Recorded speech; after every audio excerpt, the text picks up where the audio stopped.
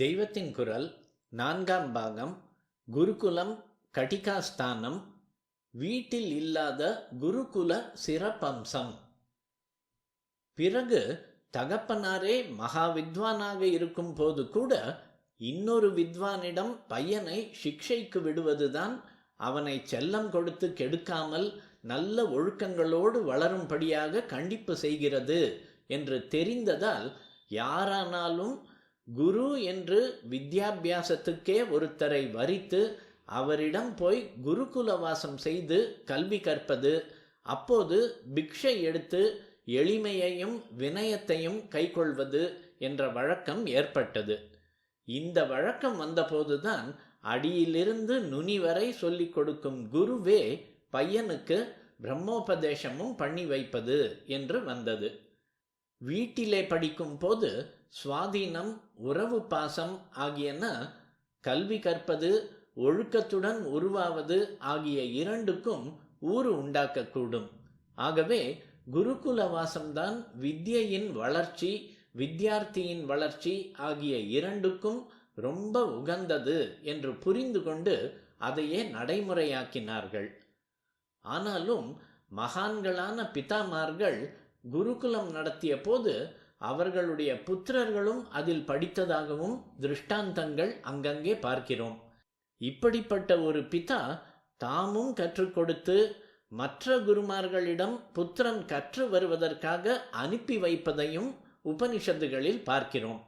தங்கள் சந்ததியின் அறிவு விருத்தியாவதிலும் ஆத்மா சுத்தமாவதிலும் அவர்களுக்கு எத்தனை அக்கறை இருந்திருக்கிறது என்பதை நினைத்தால் ஆச்சரியமா இருக்கிறது.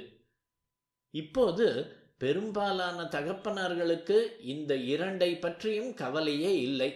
எப்படியோ ஓரப்படி பிள்ளை பர்சு நிறைய கத்தை கொண்டு வந்து விட்டால் போதும் என்ற எண்ணம்தான் இருக்கிறது. எந்த தேசத்துக்கு போய் எப்படி குட்டிச்சுவரானாலும் பரவாயில்லை, எந்த படிப்பு படித்தாலும் எந்த தொழில் செய்தாலும் பரவாயில்லை என்று அனுப்பிவிடுகிறார்கள். அல்லது அவர்கள் அனுப்ப வேண்டும் என்று இல்லாமல் பிள்ளையே கத்தரித்து கொண்டு போய்விடுகிறான். பர்சில் சேரும் கத்தையிலும் ஒரு நோட்டு கூட அப்பனிடம் காட்டாமல் அவனே வைத்துக் கொள்கிறான். ஆதியிலோ மகன் சான்றோன் என்று புகழ் பெற்று கேட்க வேண்டும் என்று சின்ன குழந்தையை தியாகமாக பிரம்மோபதேசத்தின் போதே குருவிடம் அர்ப்பணம் செய்தார்கள். பிற்காலத்தில் எப்படியோ மறுபடியும் தகப்பனாரே பிரம்மோபதேசம் செய்வதாய் வந்து தற்போது பழைய வித்யாபியாசம் அடியோடு போய்விட்டாலும் பூணூல் போடுவது என்று ஏதோ ஒரு சாங்கியம் பேருக்கு நடக்கிற போது அப்பாவே பிரம்மோபதேசம் செய்வதாக நடைமுறையில் இருக்கிறது.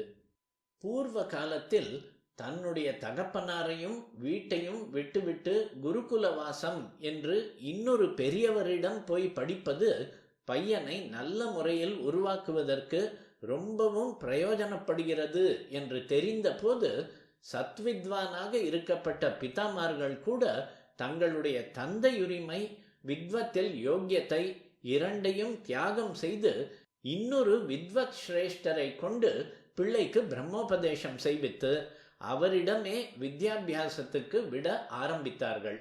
இதனால் தான் பிரம்மோபதேச சடங்குக்கே உபநயனம் என்ற பெயர் ஏற்பட்டது.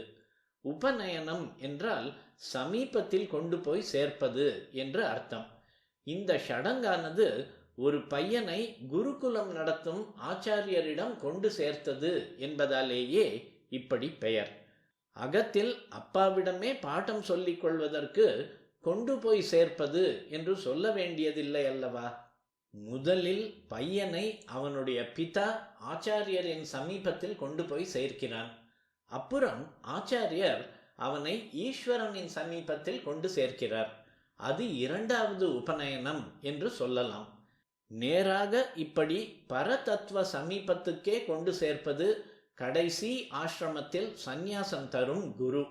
அந்த உபநயனத்தின் போது முதல் உபநயனத்தில் போட்ட பூணூல் போய்விடுகிறது.